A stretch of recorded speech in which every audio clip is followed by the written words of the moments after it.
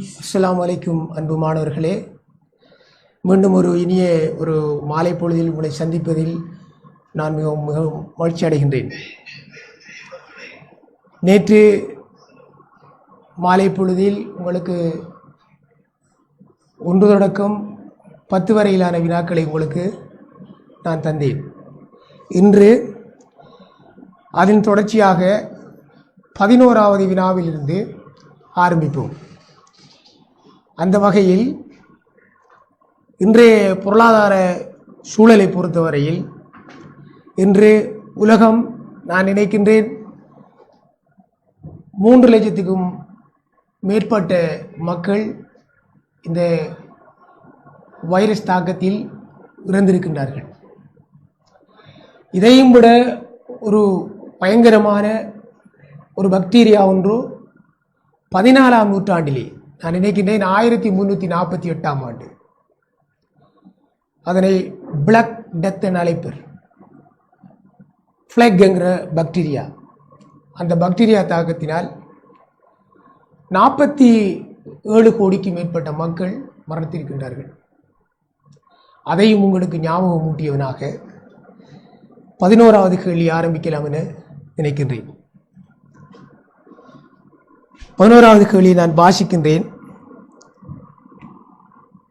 உற்பத்தி மானியத்தின் பின்னர் உருவாகும் சமநிலை வெளியீட்டு மட்டம் உயர்வடைந்தாலும் அது சேத்திரனற்ற வெளியீட்டு மட்டம் என குறிப்பிடுவது மேலதிகமாக உற்பத்தி செய்யப்படும் அலகுகளில், அதாவது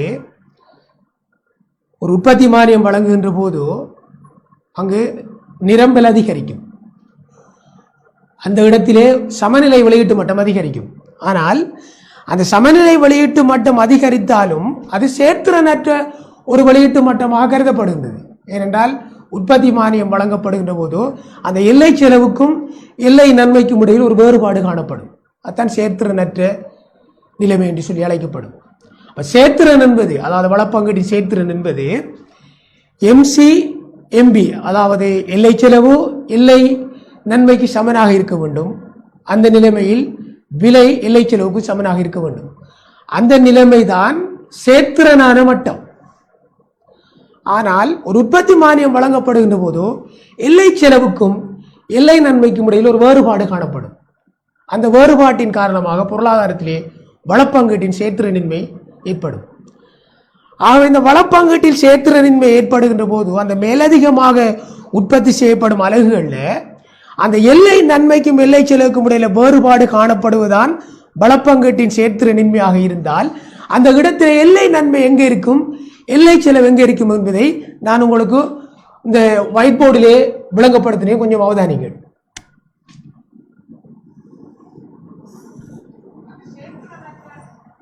இது ஒரு கேள்விக்கோடு, இது நிரம்பல் கோடு, இது சமநிலை வெளியீட்டு மட்டம்.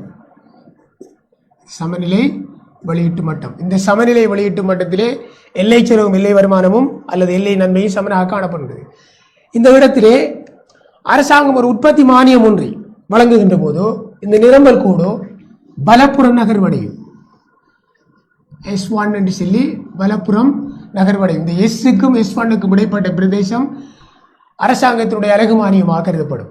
அதாவது உற்பத்தியாளருக்கு வழங்குகின்ற அலகு மானியமாக கருதப்படும்.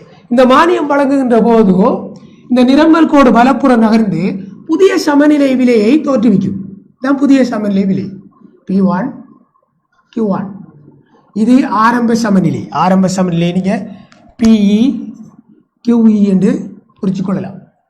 இந்த இடத்திலே நுகர்வோன் இந்த P1 விலையில் இந்த பொருட்களை வாங்குவதற்கு தயாராகின்றான். இதுதான் எல்லை நன்மை. இந்த இடத்துல எல்லை நன்மை காணப்படும் MB. இந்த வெளியீட்டுக்கான எல்லை செலவு இந்த இடத்திலே காணப்படும், எல்லை செலவு. ஆகவே இந்த துண்டுதான் வளப்பங்கீட்டின் சேர்த்திறனின்மையாக கருதப்படும். அதாவது இந்த முக்கோணம் வளப்பங்கீட்டின் சேர்த்திறனின்மை. அப்ப இந்த இடத்துல இந்த MBக்கும் MC-க்கும் இடைப்பட்ட பிரதேசம் தான் வளப்பங்கீட்டின் சேர்த்திறனின்மை. உங்கள்கிட்ட கேட்ட கேள்வி என்னவென்றால், கேள்வியை கொஞ்சம் அவதானிங்கள். மேலதிகமாக உற்பத்தி செய்யப்படும் அலகுகளில் அப்ப மேலதிகமாக உற்பத்தி செய்யப்படுற அலகுகள்ல அந்த உற்பத்தி மானியத்துக்கு பின்னர் எல்லை நன்மை எங்க இருக்கும், எல்லை செலவு எங்க இருக்கும் சொல்லி உங்களுக்கு விளங்கி இருக்கும் நினைக்கின்றேன். இந்த இடத்துல விலை தொகை இருக்கும். அவ எம்சி ஆனது எம்பிக்கு மேல இருக்கும். அப்ப இந்த இடத்துல எம்சி எம்பியை விட பெரிதாக காணப்படும். அதுதான் உங்களிடம் இந்த வினா கேட்கப்படுகின்றது. அப்ப நான் விடையை வாசிக்கின்றேன்.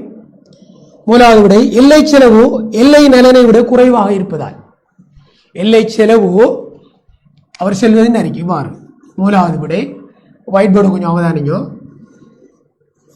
இந்த விடயத்தை சொல்கின்றார். அதாவது எல்லை செலவு எல்லை நலனை விட குறைவாக இருக்குமா, இது முதலாவது சொல்லப்படுகின்ற விடை. ஆக உங்களுக்கு நான் விடைஞ்ச எழுதி வச்சிருக்கேன் போர்டில். இரண்டாவது விடை சொல்கின்றார், எல்லை நலன் எம்பி எல்லை நலன் எல்லை செலவை விட குறைவாக இருப்பதால். இப்படி சொல்றார், எல்லை செலவை விட குறைவாக இருப்பதால். அப்ப இதை எப்படி நீங்க எழுதலாம், இப்படி மாறி எழுதலாம். அதாவது எல்லை நலன் எல்லை செலவை விட குறைவா இருக்கு. அப்ப எல்லை செலவு எல்லை நலனை விட கூட இருக்கு, கூடுதலாக காணப்படுது. அவர் உற்பத்தி மானியத்தின் பின்னர் அந்த சமநிலை வெளியீட்டு மட்டத்திலே, அதாவது அந்த சேத்திரனற்ற சமநிலை வெளியீட்டு மட்டத்திலே உங்களுக்கு எல்லை நன்மை எல்லை செலவை விட குறைவாக காணப்படும். அதாவது எல்லை செலவு எல்லை நன்மையை விட அதிகமாக இருக்கும். அதை நான் உங்களுக்கு இந்த கிராஃப்ல வழங்கப்படுத்துறீங்க.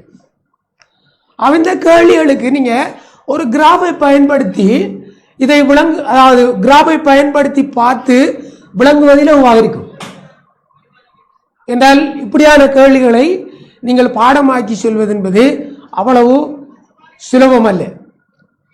இது இந்த முறை 2019ஆம் ஆண்டு பார்ட் 2 இந்த கேள்வி வந்திருக்கின்றது. உற்பத்தி மானியத்தின் பின்னர் வளங்களின் செயற்திறன்மை தொடர்பாக ஒரு கேள்வி வந்திருக்கின்றது 2019ஆம் ஆண்டு. அப்ப அந்த கேள்விக்குரிய எதிர்பார்த்த விடைதான் எம்சி எம்பியோட கூட காணப்படும். அடுத்து பி, அதாவது விலை எம்சியோட குறைவாக இருக்கும். விலையானது எம்சிக்கும் எம்பிக்கு சமனாக இருக்காது. இந்த 3 பாயிண்ட்டும் அவரதுல குறிப்பிடப்படணும். இப்போ முதலாவது பாயிண்ட்ஸ், விலையானது எம்சியோட குறைவாக காணப்படும். இரண்டாவது பாயிண்ட்ஸ், எல்லை நன்மையானது எம்சியை விட குறைவாக காணப்படும். மூன்றாவது பாயிண்ட்ஸ், இந்த 3ம் ஒன்றுக்கொன்று சமனாக காணப்படாது. அதாவது இவ்வாறு இருக்கும், பி சமனல்ல எம்சிக்கு, எம்சி சமனல்ல எம்பிக்கு, இவ்வாறு காணப்படும். இந்த 3 ஒன்று கொண்டோ சமனாக காணப்படாது. இது இம்முறை பார்ட் 2 வந்த ஒரு வினா.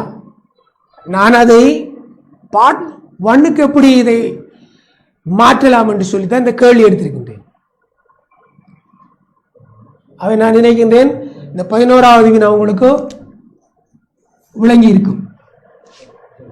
ஏனைய விடைகளை நான் வாசிக்க தேவையில்லை என்று சொன்னால், இந்த 2வது விடையிலே உங்களுடைய விளக்கம் மிகவும் அழகான முறையில் தெளிவுபடுத்தப்பட்டிருக்கின்றது. அடுத்த கேள்விக்கு செல்லலாம் என்று நினைக்கின்றேன். அடுத்த கேள்வி 12வது கேள்வி. உங்களுக்கு தெரியும், கொஞ்சம் ஸ்லைட்டை பார்த்துக் கொள்ளுங்கள். அந்த கேள்வியை வாசிக்கின்றேன். குறிப்பிட்ட ஒரு பண்டத்தின் கேள்வி சமன்பாடு QD சமன் 200 π ஆகும். இப்பண்டத்தின் நிலையான வளங்கள் 100 ஆகும். இப்பண்டத்தை வழங்கக்கூடிய உச்ச விலை 20 ரூபாய் என அரசு தீர்மானித்தால் சந்தையில் ஏற்படும் பற்றாக்குறையும் நுகர்வோர் மிகை மாற்றத்தையும் காட்டும் சரியான விடை என்று கேட்டிருக்கார். அவன் இந்த இடத்துல நீங்க வழங்கணும் என்ன சொன்னா, இது ஒரு பூச்சிய நிரம்பல் வலையையும் சாதாரண கேள்வி வலையை உள்ளடக்கி ஒரு வரைபடம். அப்ப இந்த இடத்தில் அரசாங்கம் ஒரு உச்ச விலை ஒன்றை விதிக்கின்றது, 20 ரூபாய்ங்கிற உச்ச விலையை விதிக்கின்றது. ஆகவே இவ்வாறான ஒரு கேள்வி வருகின்ற போது முதலில் நீங்கள் சந்தை சமநிலையை கண்டறிய வேண்டும். ஆகவே நீங்கள் கொஞ்சம் இந்த ஒயிட் போர்டை அவதானிங்கள்.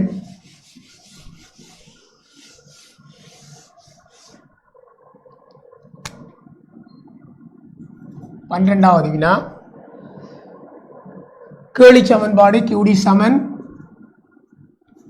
200/4p. இந்த பண்டத்தின் நிலையான வளங்கள் 100 ஆகும். அவை QS சமன் 100. இதனது உச்ச விலை, அரசாங்கம் வழங்குகின்ற உச்ச விலை 20 ரூபாய்.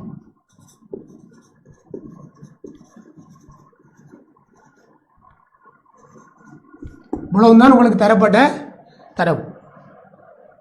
இதை வைத்துக்கொண்டு நுகர்வோர் மிகை மாற்றத்தையும் சந்தையில் ஏற்படும் பற்றாக்குறையையும் கணிப்போம். எவ்வாறென்றால், முதலில் சந்தை சமநிலையை கண்டறிவோம். அப்ப சந்தை சமநிலையே QD சமன் QS ஆக காணப்படும். QD என்பது 200/4p என்றும் QS என்பது 100 ஆகவும் காணப்படும். ஆக இங்கு விலையை ஒரு பக்கம் கொண்டு வருவோம். 4p சமன் 200. இந்த பக்கம் வருகின்ற போது -100 ஆக வரும். எனவே 4p சமன் 100. p சமன் 100 × 4. p சமன் 25. ஆகவே இந்த பொருளுடைய சமநிலை விலை 25 ரூபாவாக காணப்படும். இதனுடைய சமநிலை தொகையை பார்த்தால், சமநிலை தொகையை கண்டோம்னால் சமநிலை தொகை 100 ஆகவே இருக்கும் என்றால் நீ 25 இதில் போட்டாலும் 100 தான் வரும். என்றால் அது நிலையான வளங்கள். அப்ப நிலையான வளங்களின் போது சமநிலை தொகையில் இந்த மாற்றமும் இடம்பெறாது. அவை இதனுடைய ஒரு வரைவை, இதை இலகுவாக விளங்குவதற்கு ஒரு வரைவை பக்கத்திலே கீறிக்கொள்ளும். கேளிக்கோடு, இது நிலையான நிரம்பல் கோடு. உடனே அந்த 100 இதான் சந்தை சமநிலை விலை 25 ரூபாய்.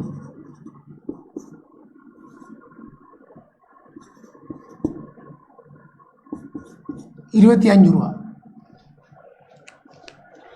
இப்ப அரசாங்கம் விதிச்ச உச்ச விலை இருக்கு 20 ரூபாய். உச்ச விலை 20 ரூபாய்.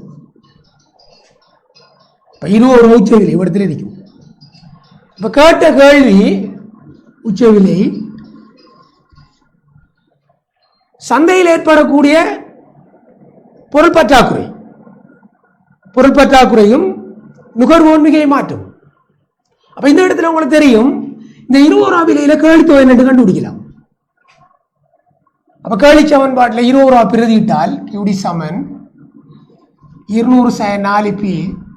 அவை QD சமன் 200/4 அவை 200/80 சமன் 120. கேள்வி தொகை 120 அடிக்கும். அப்ப இடத்துல உங்களுக்கு மிகை கேள்வி வந்துட்டு 120 100 போனா 20 மிகை கேள்வி. மிகை கேள்வி 20 அலகுகள். அடுத்தபடியாக நுகர்வோர் மிகை மாற்றம். உங்களுக்கு தெரியும், ஏற்கனவே நுகர்வோர் மிகை இவ்வளவு நுகர்வோர் மிகை. இப்ப நுகர்வோர் மிகை விலை சமநிலை விலையை விட குறைவாக அரசாங்கம் தீர்மானித்ததனால நுகர்வோர் மிகை அதிகரிக்கும், உளம் அதிகரிக்கும். ஆனா இதுல ஒரு சின்ன ஒரு பாயிண்ட் ஒன்று நீங்க விளங்கிக் கொள்ளணும். இந்த 120 கழித்தொகை இருக்கின்றது, ஆனா இதுக்குரிய நிரம்பல் இல்லை. எனவே ஒரு வாங்காத ஒரு பொருளுக்கு, நுகர்வோன் வாங்காத ஒரு பொருளுக்கு மிகை இருக்காது. இந்த 20 மிகை கேள்விதான், ஆனா 20 மிகை கேள்வி பூர்த்தி செய்யறதுக்கு நிரம்பல் இல்லை. இந்த இடத்துல நுகர்வோர் மிகை மாற்றம் இந்த துண்டு மட்டும்தான் வரும். ஏனென்றால் இந்த 120 கேள்வித்தொகை இருந்தாலும் நுகர்வோர் 120 பொருட்களை வாங்குவதற்கு தயாராகின்றான். ஆனா உற்பத்தியாளர்கிட்ட இருக்கிற பொருட்கள், விற்பனையாளர்கிட்ட இருக்கிற பொருட்கள் அளவு 100 தான். எனவே 100 விட கூடுதலான பொருட்கள் சந்தையில இல்லை. ஆகவே வாங்காத ஒரு பொருளுக்கு நுகர்வோர் மிகை கணிப்பிடுவது என்பது அது பொருளாதாரத்திலே அது ஒரு நல்ல ஒரு விடயம் அல்ல, அவ்வாறு காண்பதில்லை. எனவே இருக்கின்ற பொருட்களுக்கு தான் நுகர்வோர் மிகை காணப்பட வேண்டும். எனவே 100 பொருட்களுக்கு தான் நுகர்வோர் மிகை காணப்பட வேண்டும். ஆகவே நுகர்வோர் மிகை மாற்றம் இந்த துண்டு தான் நுகர்வோர் மிகையில் அதிகரிப்பு ஏற்படுத்தும். அந்த துண்டு எவ்வளவு சொன்னால், இந்த இதுல மாற்றம் 5 தர இது 100 பெருக்கினா 500 ரூபாய். 500 ரூபாய் நுகர்வோர் மிகை மாற்றமாக கருதப்படும். மீண்டும் ஒரு முறை உங்களுக்கு இதை சொல்கின்றேன். இது ஒரு கேள்வி சமன்பாடு, ஒரு நிரம்பல் சமன்பாடு, இது உச்ச விலை. இந்த 3 தரவுகளும் உங்களுக்கு தரப்படுகின்றது. இவ்வாறான தரவு தரப்படுகின்ற போது அரசாங்கம் உச்ச விலை விதிக்கின்ற போது நுகர்வோர் மிகையில் ஒரு மாற்றம் ஏற்படும். உச்ச விலை என்பது உங்களுக்கு தெரியும், சமநிலை விலைக்கு கீழ்கிரிக்கும். ஒரு சேத்திரனான உயர்ந்தபட்ச கட்டுப்பாட்டு விலை சமநிலை விலைக்கு கீழ்கிரிக்கும். ஆனால் அதை நீங்கள் அந்த தரவுகளையும் கணக்கையும் பொறுத்து தான் அது அமையும். சில சந்தர்ப்பங்களில் உச்ச விலை என்று சொல்லி விதிப்பார், ஆனால் அங்கே பார்த்தா சமநிலை விலைக்கு மேலே சொல்லப்பட்டிருக்கும் அந்த விலை. அப்போ அந்த இடத்துல அங்கே உச்ச விலை என்று குறிப்பிடுவது சாதாரணமாக இழிவு விலையாக கருதப்படும். அது அந்த ஒவ்வொரு கேள்விகளையும் பொறுத்து அமையும். பொதுவாக உச்ச விலை என்பது சேத்திரனான உச்ச விலை என்பது சமநிலை விலைக்கு கீழுக்கு தான் இருக்கும் உச்ச விலை கட்டுப்பாடு. எனவே அந்த வகையில் இந்த கணக்கை பொறுத்தவரையில் அது சமநிலை விலைக்கு கீழுக்கு தான் காணப்படுகிறது. எனவே சமநிலை விலைக்கு கீழே காணப்படுகின்ற 20 ரூபா விலையில் கேள்வித்தொகை 120, சமநிலை ஆரம்ப சமநிலையில் கேள்வித்தொகை 100. ஆகவே 120க்கும் 100க்கும் இடையில வித்தியாசம் 20. எனவே இது மிகை கேள்வியாக காணப்படும். அதாவது 20 ரூபா விலையில நிரம்பல் தொகை 100 காணப்படுகின்றது, கேள்வித்தொகை 120 காணப்படுகின்றது. 2 இடையிலான வித்தியாசம் 20 மில்லியன் மிகை கேள்வியாக கருதப்படும். அது முதலாவது விடயம். 2வது விடயம் நுகர்வோர் மிகையில் ஏற்பட்ட மாற்றம். நுகர்வோர் மிகை ஏற்கனவே 25 ரூபாவில் இருக்கும், இப்போ 20 ரூபாவில் இருக்கும். அப்ப 20 ரூபா விலைக்கும் 25 ரூபா விலைக்கும் இடைப்பட்ட அந்த துண்டு தான் நுகர்வோர் மிகை மாற்றம். ஆக நீங்க சாதாரணமாக பொதுவாக படித்திருப்பீர்கள், நுகர்வோர் மிகை மாற்றம் என்பது இந்த சரிவகத்தை குறிக்கும் என்று. அது சாதாரணமான கேள்வி நிரம்பல் கோட்டுக்கு சரி. ஒரு பூஜ்ய நிரம்பல் கோட்டில் அவ்வாறு நீங்கள் கருதுவது என்பது அது பிழையான ஒரு விடயம். ஏனென்றால் விற்கப்படாத அல்லது வாங்கப்படாத ஒரு பொருளுக்கு நீங்க மிகை காணக்கூடாது. ஆக இந்த பொருள் நுகர்வோர் கேள்வி ஏற்படுத்துகின்றான், ஆனா வாங்குவதற்கு தயாராகவும் இருக்க இயலாது என்றால் கேள்வி ஏற்படுத்துகின்றார். 120 பொருளுக்கு வாங்க தயாராகின்றார், ஆனா அவர் வாங்குவதற்குரிய பொருள் 100 தான் காணப்படுகின்றது. அவை 100 பொருட்களுக்கு தான் மிகை காணப்படும். எனவே நுகர்வோர் மிகையில் ஏற்பட்ட மாற்றம் 100 பொருட்களுக்கு தான் ஏற்படும். எனவே இந்த மாற்றம் இந்த செவ்வகமாக கருதப்படும். அவ்விடத்தில் 500 ரூபாய் அந்த செவ்வகத்தினுடைய பரப்பு, அதுதான் நுகர்வோர் மிகை மாற்றம். எனவே நான் நினைக்கின்ற விடையில் நீங்கள் பார்த்தீங்கன்னா தெரியும். ஸ்லைட்டுக்கு போங்க கொஞ்சம். விடையில் முதலாவது விடை இருக்கின்றது 20 அலகுகள் 500 ரூபாய். நிறைய 20 அலகுகள். இந்த மிகை கேள்வி 20 அலகு, 120க்கு 100க்கும் இடைப்பட்ட பிரதேசம். 120 100 20 அலகுகள். 20 அலகுகள் மிகை கேள்வி, 500 ரூபாய் நுகர்வோர் மிகை மாற்றம். அப்போ முதலாவது விடையிலே அது காணப்படுகிறது. இதுக்கு விளங்கியிருக்கும் என நினைக்கின்றேன். அடுத்த கேள்வி போகும். அடுத்த கேள்வி 13வது கேள்வி. 13வது கேள்வியை கொஞ்சம் பார்த்துக் கொள்ளுங்கள். குறித்த பொருளொன்றின் மீது அரசு இழிவு விலை கொள்கை பிரகடனத்தின் மூலமான விளைவை பின்வரும் எளிமையான வரைவு காட்டுகின்றது. ஒரு வரை கொண்டு உங்களுக்கு தரப்பட்டிருக்கின்றது. அது ஒரு இழிவு விலை கொள்கை தொடர்பான ஒரு வரைவு. அரசாங்கம் இழிவு விலை விதிப்பதன் நோக்கம், பொருளாதாரத்திலே அரசாங்கம் இழிவு விலை விதிப்பதன் நோக்கம் உற்பத்தியாளனுடைய நலனை கருத்தில் கொண்டுதான் அந்த விலையை கொண்டு வருவார். உற்பத்தியாளர் நலன் கருதிய விலை தான் இழிவு விலை. பொருளாதாரத்திலே கட்டுப்பாட்டு விலை 2 வகையான கட்டுப்பாட்டு விலை காணப்படுகின்றது. ஒன்று இழிவிலை கட்டுப்பாடு, அடுத்தது உயர்ந்தபட்ச கட்டுப்பாடு. உயர்ந்தபட்ச கட்டுப்பாடு என்பது நுகர்வோர் நலன் கருதி அரசாங்கம் கொண்டு வருகின்ற ஒரு சட்ட ரீதியான ஒரு விலை. அதாவது சந்தை சமநிலை சில சந்தர்ப்பங்களில் நுகர்வோருக்கு பாதகமாக இருக்கலாம், அல்லது உற்பத்தியாளனுக்கு பாதகமாக இருக்கலாம் சில சந்தர்ப்பங்களில். அப்படியான நிலைமையில் அரசாங்கம் நுகர்வோருக்கு பாதகமாக இருந்தால் நுகர்வோருடைய நலன் கருதி ஒரு உச்ச விலையை கொண்டு வரலாம். அல்லது அந்த சந்தை சமநிலை விலை உற்பத்தியாளனுக்கு பாதிப்பை ஏற்படுத்துமாக இருந்தால் உற்பத்தியாளனுடைய நலனை கருத்தில் கொண்டு அரசாங்கம் ஒரு சட்டரீதியான விலையை கொண்டு வரலாம். அந்த விலை இழிவு விலை கட்டுப்பாடாக இருக்கும். ஆகவே இழிவு விலை என்பது உற்பத்தியாளர் நலன் கருதிய விலையாக கருதப்படும். உயர்ந்தபட்ச விலை என்பது நுகர்வோர் நலன் கருதிய விலையாக கருதப்படும். பெரும்பாலும் இழிவு விலை என்பது விவசாய பொருட்களுக்கு தான் அதிகமாக இழிவு விலை விதிக்கப்படும். நுகர்வோர் நலன் கருதிய உயர்ந்தபட்ச கட்டுப்பாடு விலை பெரும்பாலும் அத்தியாவசிய பொருட்களுக்கு தான் விதிக்கப்படும். இது சாதாரணமாக ஒவ்வொருவரும் விளங்கிக் கொள்ள வேண்டிய ஒரு விடயம். ஏனென்றால் அத்தியாவசிய பொருட்கள் என்பது அது நுகர்வோனுடைய நலனை கருத்தில் கொண்ட பொருட்கள். எனவே அந்த பொருட்களுக்கு அரசாங்கம் உயர்ந்தபட்ச கட்டுப்பாடு விலை கொண்டு வரும். விவசாய பொருள் என்பது உங்களுக்கு தெரியும், விவசாயிகளுடைய நலன், விவசாயிகளை பாதுகாப்பதற்காக அரசாங்கம் கொண்டு வருகின்ற அந்த விலை தான் இழிவு விலை. அது விவசாய பொருட்களுக்கு கொண்டு வருவார். இந்த வகையில அரசாங்கம் ஒரு இழிவு விலையை கொண்டு வந்தால் அது உற்பத்தியாளனுடைய நலனை கருத்தில் கொண்டது. அவ்வாறாக இருந்தால் உற்பத்தியாளன் நலனை கருத்தில் கொண்ட ஒரு விலை உற்பத்தியாளனை பாதுகாக்க வேண்டும். ஆனால் இழிவு விலை சில சந்தர்ப்பங்களில் உற்பத்தியாளனை பாதுகாக்காமலும் போகலாம். எவ்வாறான சந்தர்ப்பமாக இருந்தால் இழிவு விலையை அரசாங்கம் விதித்ததன் பின்னர் எதுவுமே அவனுக்கு உதவிகள் ஒன்றும் செய்யவில்லை என்றால், உதாரணத்துக்கு ஒரு இழிவு விலை கொண்டு வரப்படுகின்ற போது அங்கு உடனடியாக தோன்றக்கூடிய விளைவு கேள்வி குறைந்து நிரம்பல் அதிகரிக்கும். அதாவது கேள்வித்தொகை குறைந்து நிரம்பல் தொகை அதிகரிக்கும். அந்த இடத்துல மிகை நிரம்பல் ஒன்று தோற்றம் பெறும். இழிவு விலை ஒன்று கொண்டு வந்தால் மிகை நிரம்பல் ஒன்று தோற்றம் பெறும். அது அரசாங்கம் இழிவு விலையை கொண்டு வந்து அந்த விலையிலே பொருளை விற்குமாறு பணித்துவிட்டு அரசாங்கம் அதாவது எந்தவித உதவியும் செய்யாமல் இருந்தால் அந்த இடத்திலே உற்பத்தியாளனுக்கு பாரிய பாதிப்பு ஏற்படும். அந்த மிகை நிரம்பலை அவன் என்ன செய்வது? ஒன்று மிகை நிரம்பலை ஒன்று அரசாங்கம் வாங்கணும். அவ்வாறு இல்லை என்றால் இருக்கின்ற நிரம்பலை நுகர்வோனுக்கு விற்பதற்கு, அதை வாங்கக்கூடியவனுக்கு விற்பதற்கு ஏதாவது ஒரு விலையை கொண்டு வர வேண்டும்.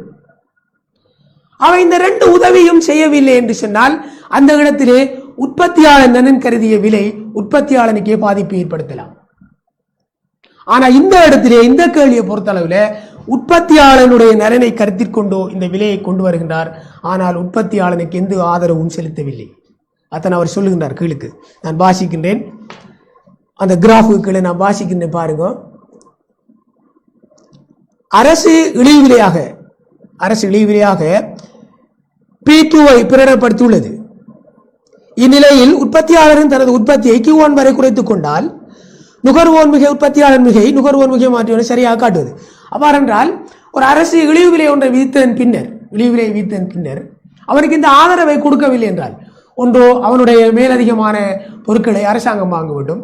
அவ்வாறு இல்லை என்று சொன்னால் எல்லா பொருட்களையும் விற்கும் அளவுக்கோ ஒரு குறிப்பிட்ட விலையை குறைத்து நுகர்வோனுக்கு பொருட்களை விற்று அந்த விலை குறைப்பினால் ஏற்பட்ட அந்த நட்டத்தை அரசாங்கம் பொறுப்பெடுக்க வேண்டும். அது குறை நிரப்பு என்று சொல்வார்கள். ஆகவே இந்த ரெண்டு விடயங்களையும் அவனுக்கு ஆதரவாக செய்யாமல் தனிய இழிவு விலையை வைத்துவிட்டு அரசாங்கம் அவருடைய பாட்டிலே இருந்தால், அவருடைய விடயமாக இருந்தால் இந்த இடத்திலே உற்பத்தியாளனுக்கு பாதிப்பு ஏற்படும். அப்ப உற்பத்தியாளன் ரெண்டு நடவடிக்கையை செய்யலாம். அரசாங்கம் இந்த உதவியை செய்யல, ரெண்டு நடவடிக்கை செய்யலாம். ஒன்று உற்பத்தியை குறைக்கலாம், அவர் உற்பத்தியை குறைக்கலாம், அல்லது அவர் உற்பத்தியை அதிகரிக்கலாம். உற்பத்தி அதிகரிச்சா அவருடைய நலனுக்கு பாதிப்பு ஏற்படும். உற்பத்தியை குறைச்சார் சொன்னா அவருடைய உற்பத்தியாளர் மிகையில் ஒரு அதிகரிப்பு ஏற்படலாம். எனவே இந்த கேள்விக்குரிய விடையை அணுகுவதற்கு முதல் நான் இந்த கிராஃபை இந்த ஒயிட் போர்டிலே முதல் கூறுகின்றேன்.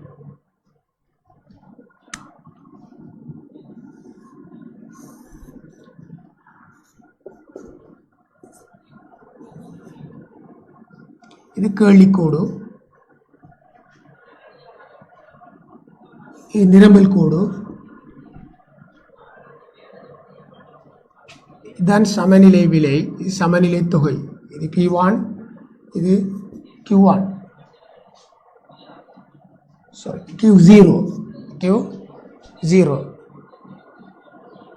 அடுத்தது இழிவு விலை P2, இழிவு விலை நறுக்கி, இதுதான் இழிவு விலை P2. இவ்வாறு இழிவு விலை ஒன்று விதிக்கின்ற போது சந்தையிலே கேள்வித்தொகை குறைவடைந்து நிரம்பல் தொகை அதிகரிக்கும். கேள்வித்தொகை குறைவடைந்து நிரம்பல் தொகை அதிகரிக்கும். கேள்வித்தொகையின் அளவு Q1, நிரம்பல் தொகையின் அளவு Q2. ஆகவே அரசாங்கம், நான் சொன்னேன், இந்த ஆதரவை வழங்காவிட்டால் உற்பத்தியாளன் ரெண்டு நடவடிக்கையை மேற்கொள்ளலாம். ஒன்று உற்பத்தியை Q1 வரை குறைக்கலாம், அல்லது உற்பத்தியை Q2 வரை விரிவாக்கலாம். இந்த ஆதரவை வழங்காமல் உற்பத்தியாளன் பாதுகாக்கப்பட வேண்டுமாக இருந்தால் அவன் உற்பத்தியை குறைத்துக் கொள்வதுதான் அவனுக்கு நல்லது. அந்த வகையில் அவர் Q1 வரை உற்பத்தியை குறைக்கின்றார். அப்படி குறைத்தால் அவருடைய கேள்வி என்ன சொன்னால் நுகர்வோர் மிகை உற்பத்தியாளர் மிகு நுகர்வோர் மிகை மாற்றத்தை எல்லாம் கேட்டுக்கிறார். ஆகவே அதுக்குள்ள வருகின்ற எழுத்துக்களை பார்ப்போம்.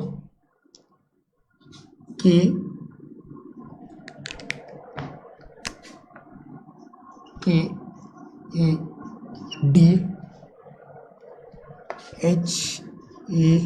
HEF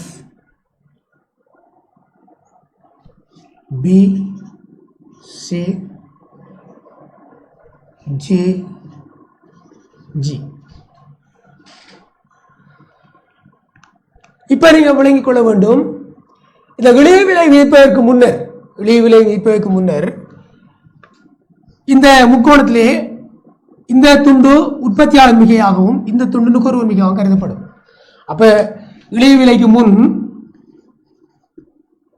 நுகர்வோர் மிகை K சக A சக B ஆയിരിക്കും. உற்பத்தியாளர் மிகை D சக C ஆയിരിக்கும்.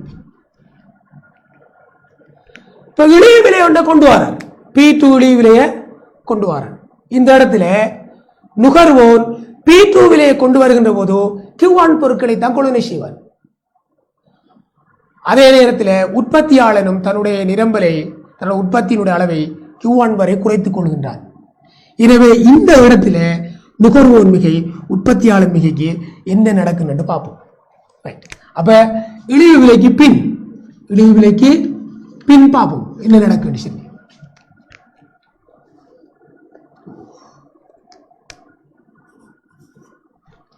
இழிவு விலைக்கு பின் நுகர்வோர் மிகை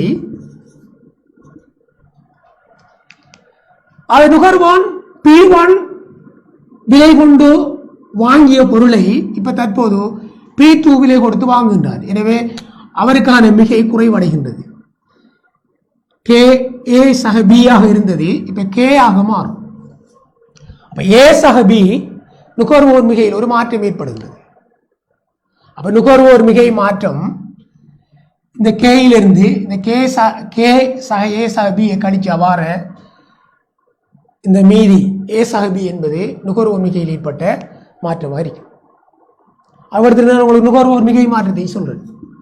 நுகர்வோர் மிகை மாற்றம் K சக K சக A சக B கையிலிருந்து கழிச்சா அப்ப வார விட A சக B அரிக்கும் மாற்றும் அது மைனஸ் அரிக்கும். அதுதான் பிரேக்கெட் பண்ணிருக்கும் மைனஸ்.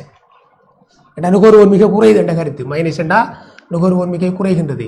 அதாவது இழிவு விலைக்கு பின் நுகர்வோர் மிகையிலிருந்து முன் நுகர்வோர் மிகையை கழிக்கணும். கழிச்சு வருகின்ற போது வார பெருமானம் மைனஸில் இருந்தால் அது நுகர்வோர் மிகை குறைவடைந்திருக்கின்ற கருத்து. அதே போல உற்பத்தியாளர் மிகை ஏற்கனவே D சக C நறுக்கி இந்த துண்டு. இப்ப இந்த பொருளை P2 விலை விற்பதால உற்பத்தியாளனுக்கு இவ்வளவு வருமானமாக கிடைக்கும். A சக D சக H. உற்பத்தியாளனுடைய வருமானம் A சக D சக H இவ்வளவு உற்பத்தியாளனுடைய வருமானம்.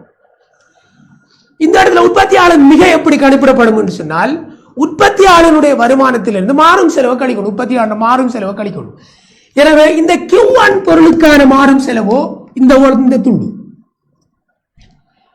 அவ்வாறு சொன்னால் இந்த உற்பத்தியாளன் Q1 என்கிற பிரதேசத்தில் மாறும் செலவாக தன்னுடைய செலவை மேற்கொள்வான்.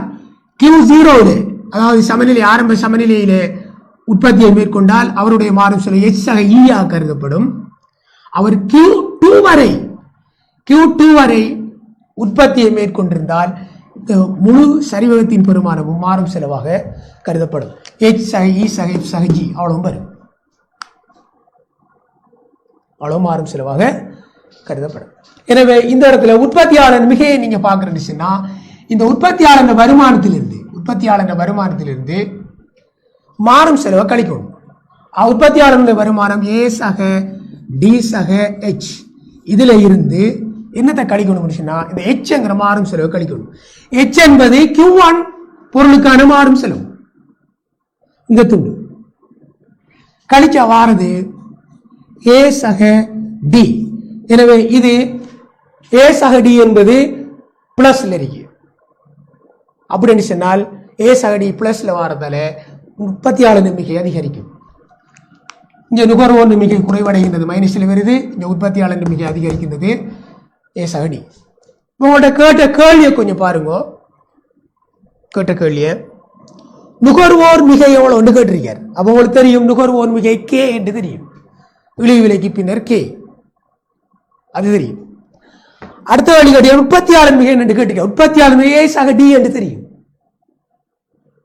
ஏ சக டி என்று தெரியும் இழிவு விலைக்கு பின். அடுத்த வழி கேட்க நுகர்வோர் மிகை மாற்றம். இன்னைக்கு நுகர்வோர் மிகை மாற்றம் ஏ சக பி. இந்த விடை ஐந்தாவதிலே காணப்படுகின்றது. ஐந்தாவது விடையிலே இருக்கின்றது. இந்த வைப்போர்டை கொஞ்சம் அவதானிங்க. உங்களோட கேள்விக்குரிய விடைகளின் அறிக்கை. முதலாவது கேட்ட கேள்வி நுகர்வோர் மிகை இன்னறிக்கை, நுகர்வோர் மிகை. இரண்டாவது கேட்ட கேள்வியின் அறிக்கை உற்பத்தியாளர் மிகை. மூணாவது கேட்ட கேள்வியின் அறிக்கை நுகர்வோர் மிகை மாற்றம். இழிவு விலைக்கு பின்னர் அறிக்கை 3. நுகர்வோர் மிகை கே, உற்பத்தியாளர் மிகை ஏ சகடி, நுகர்வோர் மிகை மாற்றம் ஏ சகபி. இது அஞ்சாவது விடையிலே காணப்படுது. எனக்கு இது உங்களுக்கு விளங்கியிருக்கும்.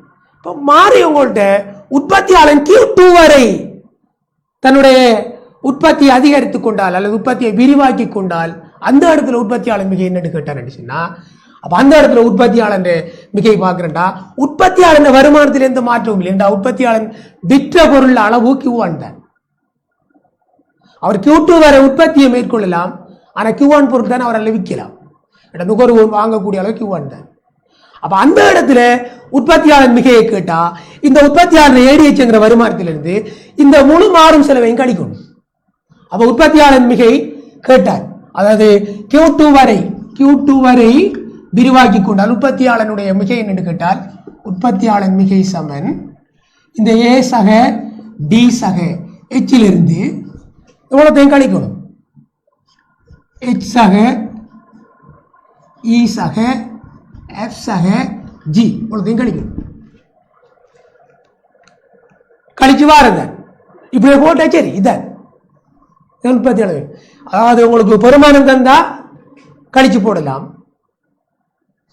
பெருமானம் தந்தால் ஏடிஹெச் பெருமானம் எவ்வளோன்னு பார்க்குற, அதில் இந்த துன்ற பெருமானத்தை பார்க்குற, இந்த துன்ற பெருமானத்தை பார்க்குற, கழிச்சா மிகை வரும். அது மிகை மைனஸ்ல வரலாம் அல்லது பிளஸ்லையும் வரலாம். எது கூட இருக்கோ அதை பொறுத்து அமையும். அவைதான் உற்பத்தியாளனுடைய மிகையாக கருதப்படும். இது Q2 வரை விரிவாக்கணும். இது உங்கள்கிட்ட கேள்வியாக கேட்கல, நான் உங்களுக்கு மேலதிகமாக தர முடியும். இவ்வாறான ஒரு நிலைமையை உற்பத்தியாளருக்கு கொண்டு வராமல் உற்பத்தியாளனுடைய நலனை கருத்தில் கொண்டு வந்த விலையை உற்பத்தியாளனுக்கு நலனுக்காக பாதுகாப்போம் என்று சொல்லி அரசாங்கம் யோசிச்சால் அவனுக்கு 2 ஆதரவை கொடுக்கலாம். ஒன்று, இந்த மிகை நிரம்பல் அவ்வளோத்தையும் வாங்கலாம், இந்த அவ்வளோத்தையும் மிகை நிரம்பல் அவ்வளோத்தையும் வாங்கலாம், அது ஒரு ஆதரவு. 2வது என்ன செய்யலாம்டா, அப்படி வாங்கலன்னு சொன்னா இந்த குறை நிரப்பு கொடுப்பேன்னு சொல்லி ஒரு கொடுப்பனை செய்யலாம். அதாவது இந்த விலையை இவ்வளவு பேரை குறைச்சா இன்னைக்கு இந்த துண்டு வரை குறைச்சால், இவ்வளவு பேரை குறைத்தால், உதாரணத்துக்கு P3 எடுப்போம், P3 வரை குறைத்தால் இந்த Q2 பொருள் அவ்வளவும் பில்லுவாட்டும். அவன் இந்த P2க்கும் P3க்கும் இடைப்பட்ட இந்த பிரதேசத்தை ஒரு அளவுக்குரிய மானியம், சரி, ஒரு குறை நிரப்பு, ஒரு கொடுப்பனை செய்யுது, டெபிஷியன்சி பேமெண்ட் சிஸ்டம் அப்படி சொல்ல. அப்போ ஒரு குறை நிரப்பை செய்யலாம். அப்போ இந்த துண்டு குறை நிரப்பு துண்டாரிக்கும். அப்போ இந்த P3 P2 கழிச்சு வாரத்தை இந்த Q2 பெருமானத்தில் பெருக்கினேன்டா குறை நிரப்பினுடைய பெருமதி வரும். அப்படி ஒரு சிஸ்டத்தை செய்யலாம். இது அப்படியான 2 ஆதரவும் கொடுக்காத ஒரு நிலைமை. சரி, அடுத்த வழிக்கு போவோம். அடுத்த வழி பாருங்க, 14ஆம் கேள்வி. குறிப்பிட்ட ஒரு பண்டத்தின் கேள்வி சமன்பாடு QD சமன் 800/10P. வழங்கல் சமன்பாடு QS சமன் 100/10P. அப்ப 2 கேள்வி நிரம்பல் சமன்பாடு 2 தரப்படுகிறது.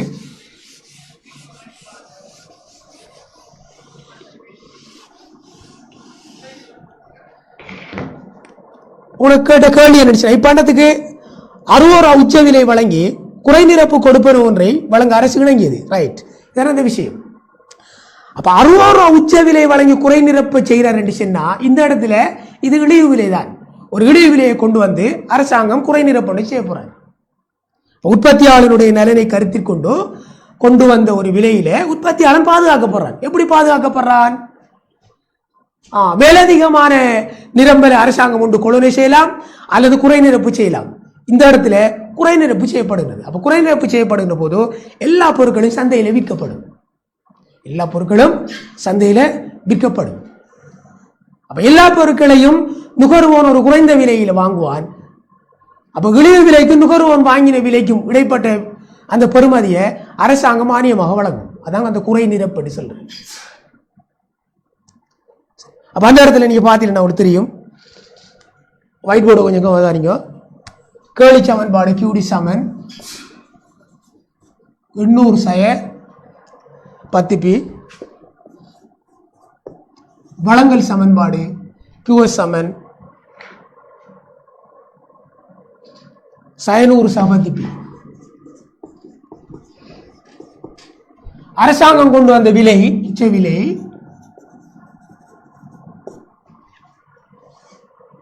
₹60. இவ்வளவுதான் உங்களுக்கு அந்த தரவு. இந்த உச்ச விலையை கொண்டு வந்து ஒரு குறை நிரப்பு செய்யறாராம். அப்ப இந்த இடத்துல உங்கள்ட்ட கேட்டுக்கிற கேள்வி கொஞ்சம் ஸ்லைட்டை பாருங்க. கேள்வியை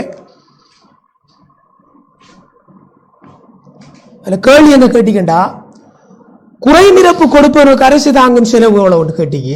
அடுத்தது மொத்த செலவு அதிகரித்த அளவு என்று கேட்டிருக்கு. அப்ப முதலாவது கேள்வி குறை நிரப்பு கொடுப்பனவுக்குரிய செலவு அரசாங்கம் தாங்குற செலவு எவ்வளவு பார்க்கணும். அடுத்தது மொத்த செலவுல அதிகரிச்ச அளவு பார்க்கணும். அவ இந்த இடத்துல நீங்க ஒரு சின்ன கிராஃப பக்கத்துல கீறி கொண்டீங்கன்னா உங்களுக்கு மிகவும் இலகுவா இருக்கும். இந்த பட்டியல் இந்த சமன்பாட்டுக்குரிய ஒரு கிராஃப் கீறி பார்ப்போம். ரைட், அப்ப கிராஃப் கீறும். கொஞ்சம் ஒயிட் போர்டை பாருங்க. இது கேள்விக்கோடு. இந்த கேள்விக்கோடு சமன்பாடு தான் 800 சய 10p. இது நிரம்பல் கோடு. இதனுடைய சமன்பாடு 100 சக 10p.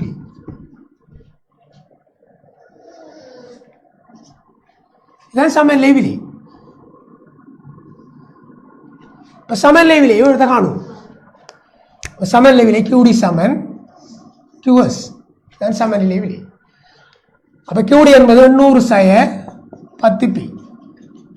QS என்பது 100 சக 10p. விலையில் ஒரு பக்கம் கொண்டு வருவோம். 10p இதை இஞ்சல கொண்டு வரக்குள்ள சக 10p என்று மாறும். 800 தொகையெல்லாம் ஒரு பக்கம் எடுப்போம். இஞ்சல வரக்குள்ள சக 100 மாறும். எனவே 800 100 900 சமன் 20p. p சமன் 900 கீழ் 20. எனவே p சமன் 45 அறியும். சமநிலை விலை 45. சமநிலை தொகை இந்த விலையை இந்த சமன்பாட்டில் அல்லது இந்த சமன்பாட்டில் பிரதியிட்டால் சமநிலை தொகை வரும். கேள்வி சமன்பாடு அல்லது நிரம்பல் சமன்பாட்டில் பிரதியிட்டால் சமநிலை தொகை வரும். இங்கே ஏதாவது ஒரு சமன்பாட்டில் பிரதியிடலாம். நான் உங்களுக்கு கேள்வி சமன்பாட்டில் அதை பிரதிடுறேன். QD சமன் 800 சய 10p. QD சமன் 800 சய 10 தர 45. 800 சய 450. இதை கழிச்சா 350 அலைகள். சமநிலை தொகை 350 அறிக்கும். இதுதான் உங்களுக்கு தரப்பட்ட சமன்பாடுக்குரிய சமநிலை விலையும் சமநிலை தொகை. இப்ப அரசாங்கம் ஒரு உச்ச விலையை விதிக்கின்றது. 60 ரூபாய் உச்ச விலையை விதிக்கின்றது. அப்ப இந்த உச்ச விலை என்பது நான் உங்களுக்கு ஆரம்பத்தில் சொன்னேன், இந்த இடத்திலே இது இழிவு விலையாக இருக்கும். 60 ரூபாய். இந்த 60 ரூபாவில் நீங்க கேள்வித்தொகை எவ்வளவு கண்டுபிடிக்க தேவையில்லை. என்னடா கேள்வித்தொகை நிரம்பல் தொகை கண்டுபிடிக்கிறேன்னு சொன்னா மிகை நிரம்பல் பார்க்கறது தான் தேவைப்படும். இந்த இடத்துல மிகை நிரம்பல் வாங்குற விடயம் அல்ல. இது ஒரு குறை நிரப்பு கொடுப்பதை மேற்கொள்ள விடையும்.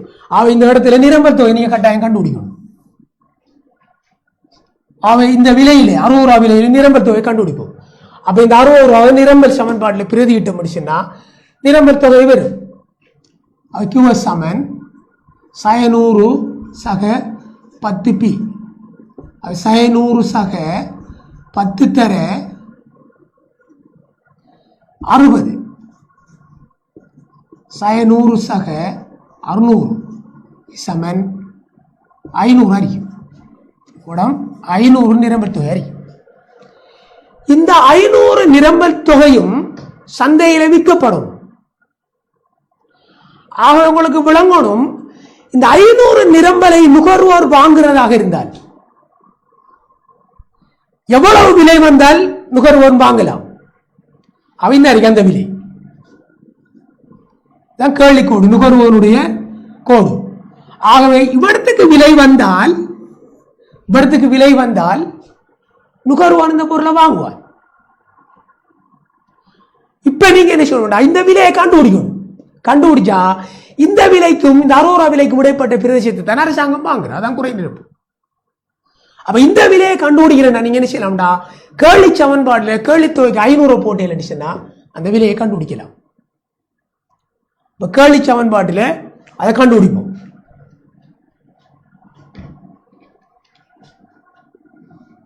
அடிக்கேன்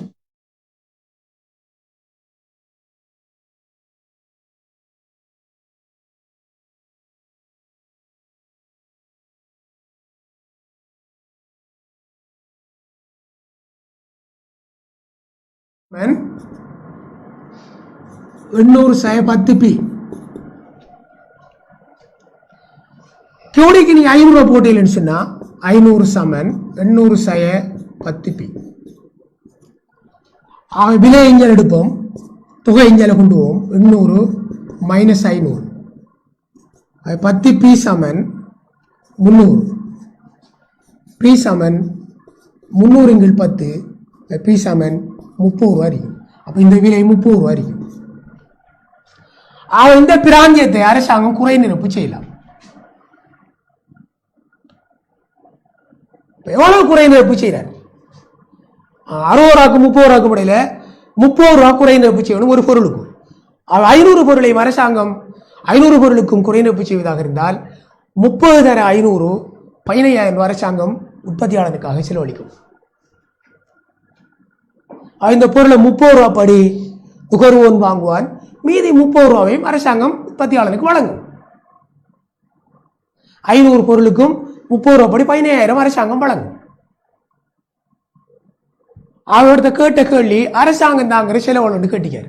அப்ப அரசாங்கம் தாங்கும் செலவு, அரசினுடைய செலவு 60 சய 30 தர 500. இப்ப கழிச்சா 30 தர 500 சமன் 15,000. 15,000 ரூபாய் அரசு தாங்குகின்ற செலவாக கருதப்படும். அடுத்த வழி கேட்டியார், மொத்த செலவு அதிகரித்த அளவுகளோடு கேட்டியார். அப்ப மொத்த செலவு அதிகரித்த அளவுகளோடு கேட்டா நல்லா வழங்கணும். 60 ரூபா விலையில 500 பொருட்களுக்கு உரிய செலவுகளோடு முதல் பார்க்கணும். அது இழிவு விலைக்கு பின். அப்ப இழிவு விலைக்கு பின் மொத்த செலவோடவோ இழிவு விலைக்கு முன் மொத்த செலவோடு பார்த்து அது ரெண்டு கூட இல்லாத வித்தியாசம் மொத்த செலவில் ஏற்பட்ட அதிகரிப்பு அறிக்கும். அதை நான் காட்டுறேன், கொஞ்சம் கவனிச்சு கொடுங்க.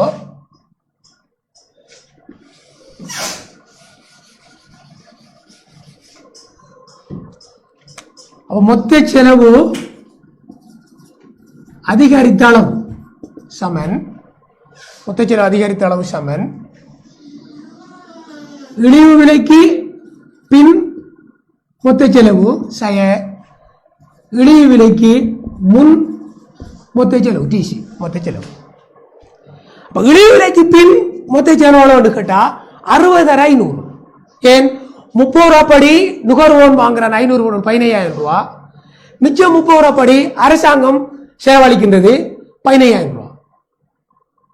அப்ப ரெண்டும் சேர்ந்து 30,000. அதை நீங்க எப்படி 60 தர 500 எடுக்கலாம். 60 தர 500 15,000 30,000 தான்.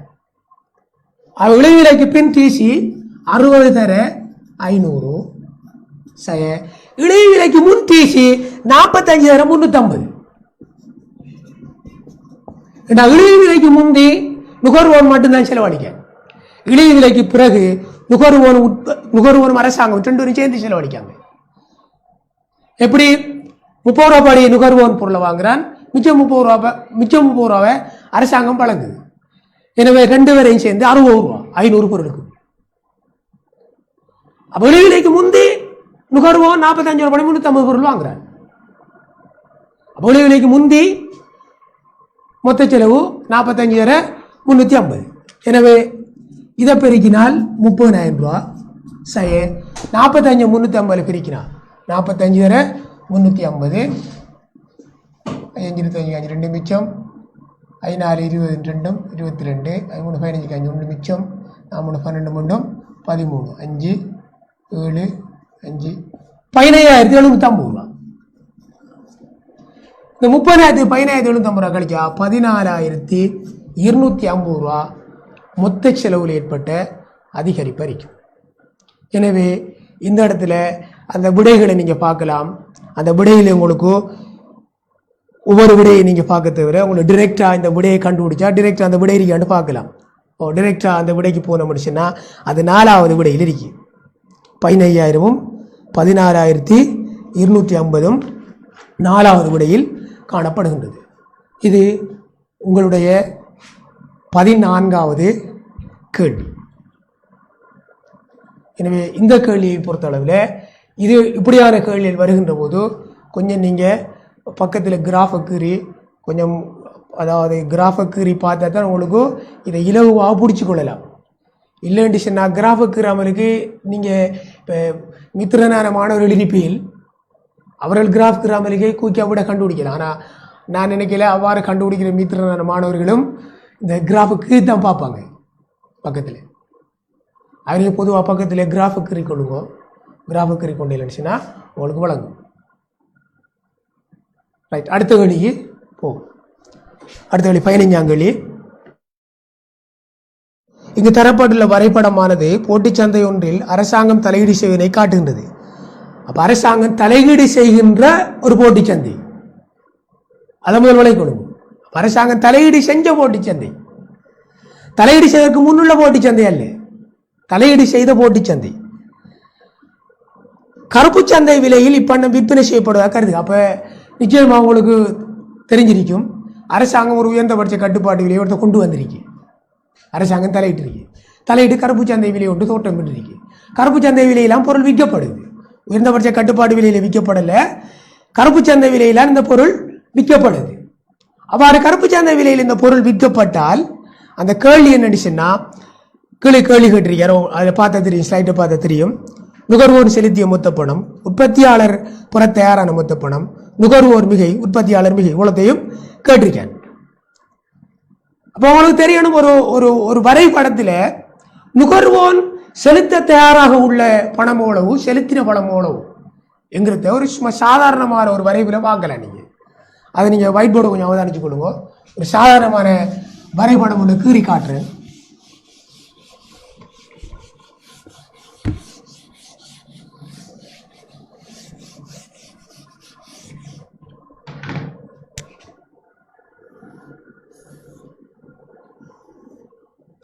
இது சாதாரண ஒரு கேள்வி நிரம்பல் கோடு.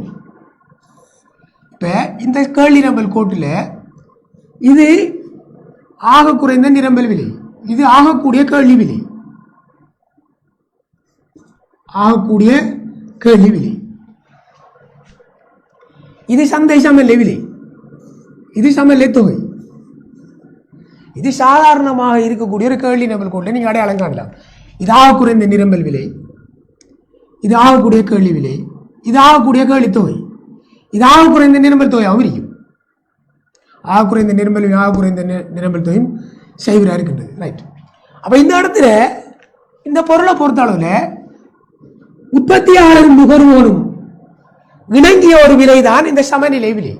அப்ப இந்த இடத்துல ரெண்டு பேரும், அவர் விற்றிருக்கார், இவர் வாங்கியிருக்கார். ஆகவே இவர் வாங்கியிருக்கார், அவருக்குரிய செலவு இந்த போட்டி, அதாவது இந்த சதுரம் விற்கத்தால அவருக்குரிய வருமானம் இந்த சதுரம் தான்.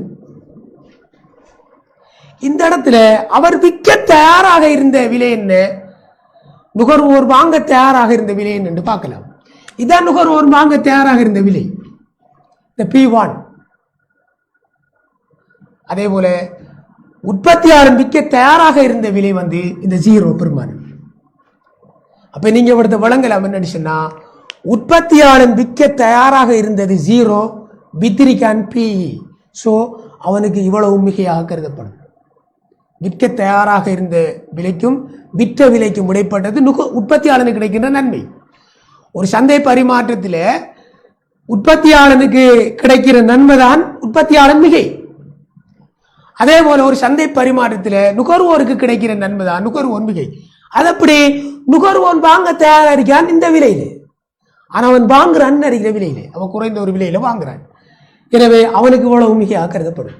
அவன் இந்த முக்கோணம் நுகர்வோனுக்கோ மிகையாக கருதப்படும், இது உற்பத்தியாளருக்கு மிகையாக கருதப்படும்.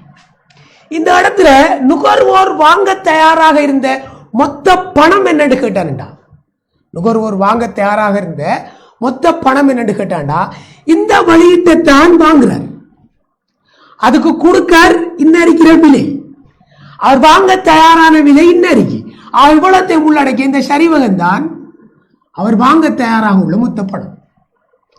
அவர் வாங்க தயாராக இருந்த மொத்த பணத்திலிருந்து அவர் வாங்கிய செலவிற்கு தானே வாங்கிய பணம், அந்த வாங்கிய பணத்தை கழிச்சா அவருக்கு வாரது மிகை அறிக்கும், நுகர்வோர் மிகை அறிக்கும். இவ்வளத்தையும் விளை கொள்வோம். அப்ப நுகர்வோர் செலுத்த தயாரான மொத்த பணத்திலிருந்து செலுத்திய பணத்தை கழிச்சா நுகர்வோர் மிகை வரும். அவ்வளவு செலுத்த தயாரானது, இவ்வளவு செலுத்தினது, அது போல அமைச்ச இந்த முக்கோணம் நுகர்வோர் மிகையாக கருதப்படும். அதே போல உற்பத்தியாளன் வாங்க தயாரானது, நல்லா விளை கொள்ளணும், வாங்க தயாரானது இந்த 0 பெருமானத்தில் இந்த QE.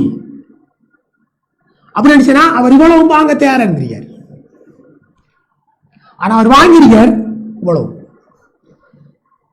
அவர் வாங்கினத்தில் வித்திருக்கார், வாங்கல வித்திருக்கார். அவர் விற்க தயாரானது இவ்வளவும், அவர் வித்திருக்கார் இந்த சதுரம். எனவே இந்த சதுரத்திலிருந்து விற்றத்திலிருந்து இந்த விற்க தயாரான இந்த முக்கோணத்தை கழிக்க வாரது உற்பத்தியாளர் மிகை. இப்ப அவர் இது சந்தை சமநிலையில வாங்கின விஷயம் தான் நான் கழிச்சுக்கிறீங்க. அவர் என்ன சொல்றாருன்னா, இது கருப்பு சந்தை விலையில அந்த பொருள் விற்கப்படுன்னு சொல்றாரு. இப்ப கருப்பு சந்தை விலை எங்க இருக்கும் பார்த்தா உங்களுக்கு தெரியும், அது சமநிலை விலைக்கு மேலுக்கு இருக்கும் இடத்துல இருக்கும், இடத்துல இருக்கு. அந்த விலைகளை நான் பக்கத்துல எழுதி கொள்றேன். இப்ப இந்த கிராஃப்லயே சமநிலை விலை சமநிலை தொகையெல்லாம் போட்டுக்கொள்ளணும், கவனிச்சு கொள்வோம்.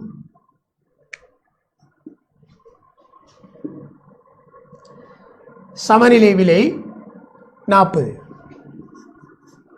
சமநிலை தொகை 200,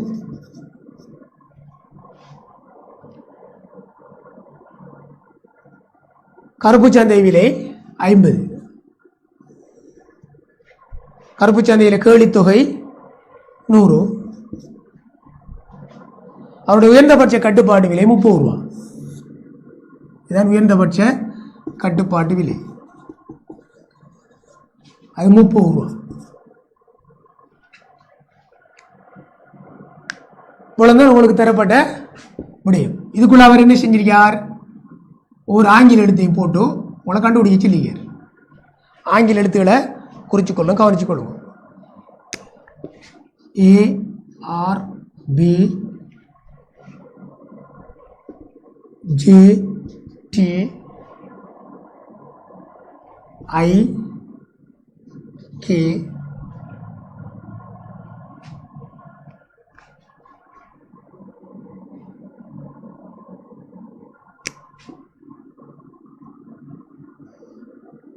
IKM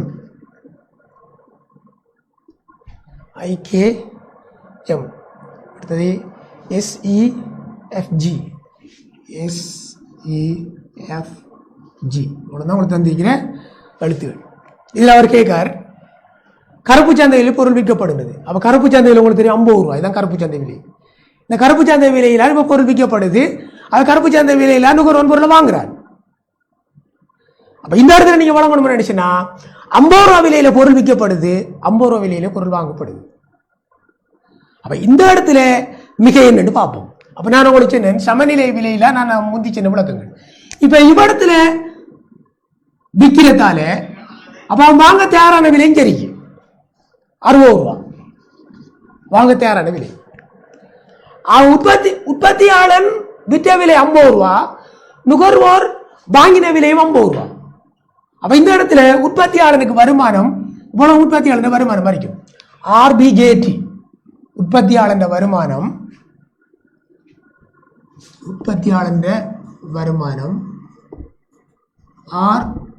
RBJT இவ்வளவு உற்பத்தியாளன் வருமானம் வரைக்கும். அப்ப இந்த இடத்துல உற்பத்தியாளன் மிக என்னன்னு கேட்டா நான் சொல்லிங்க உற்பத்தியாளன் வாங்க தயாரான பெருமானம் என்று பார்க்கணும். அதான் அறிக்கை இந்த இழிவு விலை ஆக குறைந்த நிரம்பல் விலை இவ்வளவு தான் வாங்க தயாரானது பெருமானம். சைபர் விலை விற்க தயாரானது உற்பத்தியாளர் விற்க தயாரா இருக்கான், சைபர் விலையில விற்க தயாரா இருக்கான்.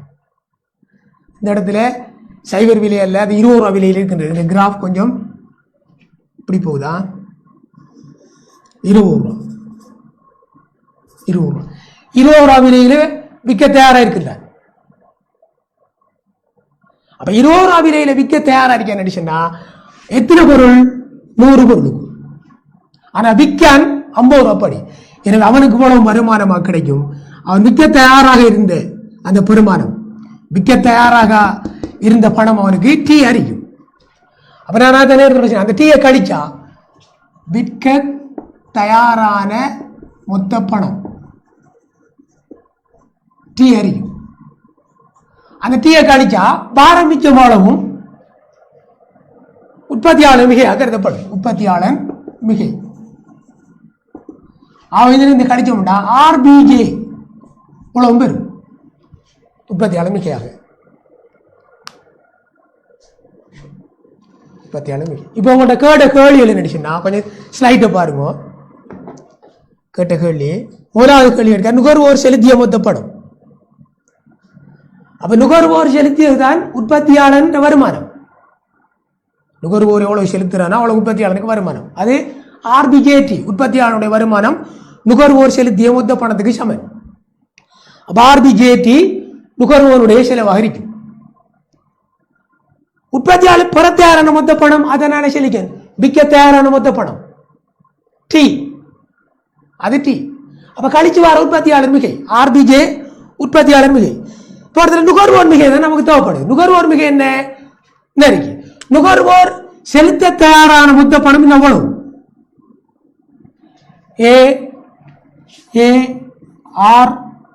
ARBJT இவ்வளவும் செலுத்த தயாரான மொத்த பணம். எதுல? கருப்பு சந்தை விலையில செலுத்த தயாரான மொத்த பணம். ஆனா செலுத்திருக்கார் RBJT இவ்வளவு செலுத்திருக்கார். அப்ப இதுல இந்த கடிச்ச மாட்ட வாரது 6 மாதம் ஏ மிச்சம். இதான் நுகர்வோர் மிகை. இந்த ஏதான் நுகர்வோர் மிகை. அந்த துண்டு நெருக்கி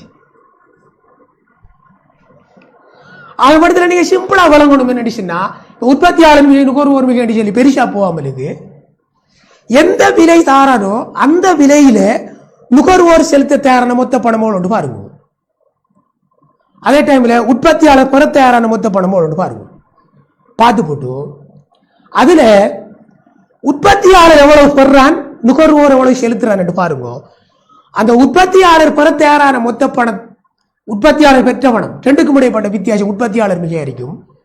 நுகர்வோர் செலுத்த தயாரான மொத்த பணத்துக்கும் நுகர்வோர் செலுத்திய பணத்துக்கு உடைய வித்தியாசம் நுகர்வோர் மிக இருக்கும். இவ்வளவுதான். இவ்வளவு நீங்க இந்த சாதாரணமான நெசனத்தை வெளி வச்சியும் பாடமாக்கலாம்.